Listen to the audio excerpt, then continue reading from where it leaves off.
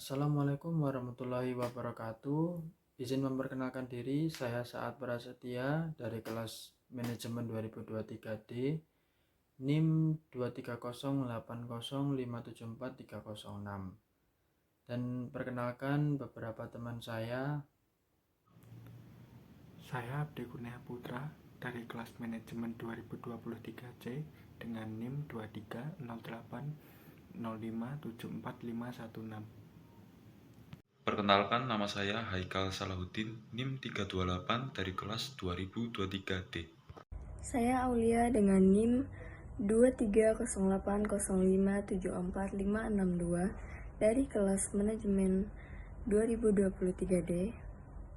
Halo, perkenalkan, saya Muhlisa Agustin, kelas Manajemen 2023D, NIM 23080574169. Saya Putrikan Agustin dari kelas Manajemen 2023C dengan nomor NIM 23080574022.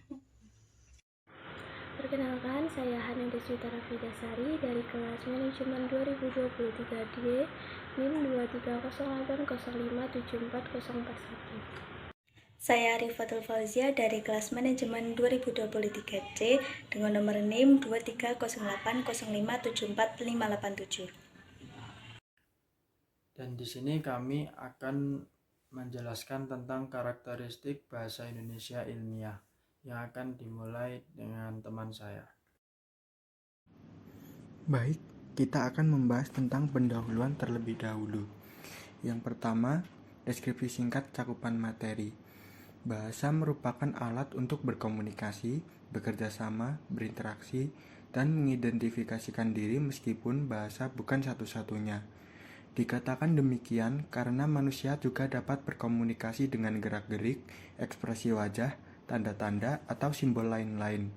Di negara Indonesia, bahasa Indonesia merupakan alat yang digunakan untuk berkomunikasi, berinteraksi, dan mengidentifikasikan diri karena bahasa Indonesia berkedudukan sebagai bahasa nasional dan bahasa negara. Bahasa Indonesia yang digunakan sebagai alat komunikasi memiliki berbagai ragam. Puspandari menyatakan bahwa ragam-ragam itu digolongkan berdasarkan 1. Tempat, yang disebut dengan dialek seperti dialek Jakarta, dialek Medan, dialek Makassar, dan sebagainya. 2. Penuturnya. Terdapat ragam bahasa cendekiawan dan ragam bahasa bukan cendekiawan. 3. Sarananya. Terdapat bahasa lisan dan ragam bahasa tulisan. 4. Bidang penggunaan. Terdapat ragam ilmu dan ragam surat kabar. 5. Suasana penggunaan. Terdapat ragam bahasa resmi dan ragam santai. Kemudian setelah deskripsi singkat cakupan materi, yang kedua ada tujuan pembelajaran. Berdasarkan paparan tersebut, capaian pembelajaran pada bab ini adalah mampu memahami karakteristik bahasa Indonesia ilmiah dan mampu menggunakan bahasa Indonesia ilmiah dalam penulisan. Karakteristik bahasa Indonesia ilmiah yaitu dalam berkomunikasi di kehidupan sehari-hari. Bahasa Indonesia digunakan untuk berbagai keperluan seperti komunikasi seni, budaya, politik, dan ilmiah. Penggunaan bahasa Indonesia untuk komunikasi ilmiah sejalan dengan pernyataan di atas yang menyatakan bahwa salah satu fungsi bahasa adalah sebagai bahasa ilmiah. Bahasa Indonesia ilmiah merupakan salah satu bahasa Indonesia yang digunakan untuk penulisan karya ilmiah. Bahasa Indonesia yang digunakan untuk menguraikan fakta, konsep, prinsip, teori, atau gabungan.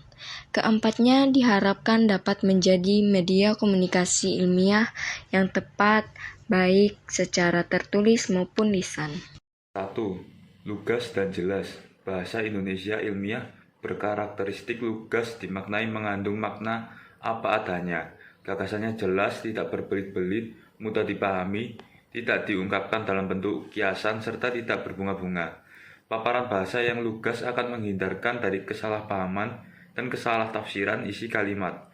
Penulisan yang bernada sastra perlu dihindari.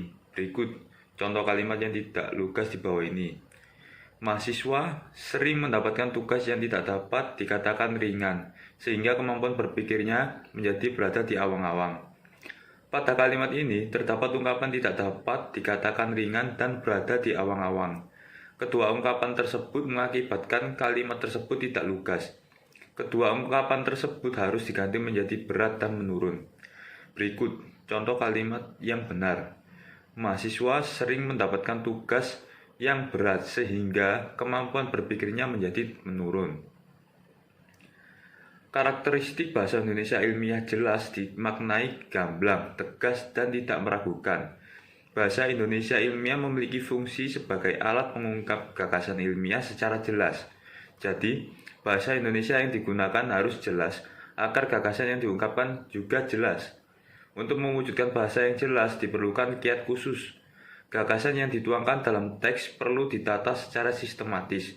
Dengan penataan secara sistematis dapat ditentukan apakah sebuah gagasan cukup dituangkan hanya dengan satu kalimat atau harus dituangkan dalam beberapa kalimat. Penggunaan kalimat yang tidak gramatikal dapat menyebabkan gagasan yang diungkapkan dalam paragraf menjadi tidak jelas. Rangkaian satuan dalam paragraf tersebut menjadi rangkaian kalimat yang fragmentaris. Kalimat-kalimat yang disusun bukan merupakan kalimat yang lengkap, karena hanya terdiri atas kata-kata atau frase-frase lepas. Kalimat bahasa Indonesia dikatakan objektif jika menyatakan sesuatu dalam keadaan sebenarnya, artinya tidak dipengaruhi oleh emosi pribadi penggunanya. Ciri objektif bermakna bahwa bahasa Indonesia ilmiah tidak boleh bersifat subjektif, yakni mengemukakan suatu pandangan dari sudut pandang pribadi saja, tanpa memperhatikan sudut pandang orang lain. Contohnya ini ada dua kalimat yang sebelah kiri adalah contoh dari penggunaan sudut pandang yang masih subjektif, sedangkan yang sebelah kanan adalah contoh kalimat yang sudah bersifat objektif. Selanjutnya ada cendekia. Mulino mengungkapkan bahwa bahasa yang cendekia adalah bahasa yang mampu membentuk pernyataan yang tepat, saksama, dan abstrak.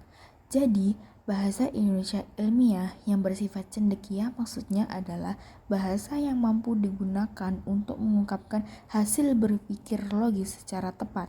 Contoh 1. Pada masa pandemi ini dikhawatirkan akan terjadi penggantian metode pembelajaran di sekolah dari luring menjadi daring yang disebabkan oleh meningkatnya pasien yang terkena COVID-19. 2. Meningkatnya jumlah pasien akibat COVID-19 dikhawatirkan akan menyebabkan penggantian metode pembelajaran di sekolah dari pembelajaran secara luring menjadi pembelajaran secara daring. Kemudian selanjutnya ringkas dan padat. Bahasa Indonesia ilmiah berjadikan ringkas dan padat yang berarti penggunaan bahasa yang hemat. Unsur-unsur yang tidak diperlukan karena tidak berfungsi mengungkapkan gagasan harus dibuang. Contohnya tindakan pencegahan COVID-19 tidak akan terlaksana dengan baik tanpa adanya dukungan dari orang-orang dalam masyarakat. Contoh tersebut memberikan pemahaman bahwa ciri ringkas berkenaan dengan penggunaan unsur bahasa. Jika unsur bahasa sudah ringkas, kandungan gagasan yang diungkapkan menjadi padat. Ciri ringkas dan padat ini tidak hanya ditandai dengan unsur-unsur bahasa dalam kalimat, namun pada paragraf juga. Jika dalam paragraf terdapat kalimat yang tidak memiliki fungsi, maka dapat dihilangkan. Karakteristik konsisten.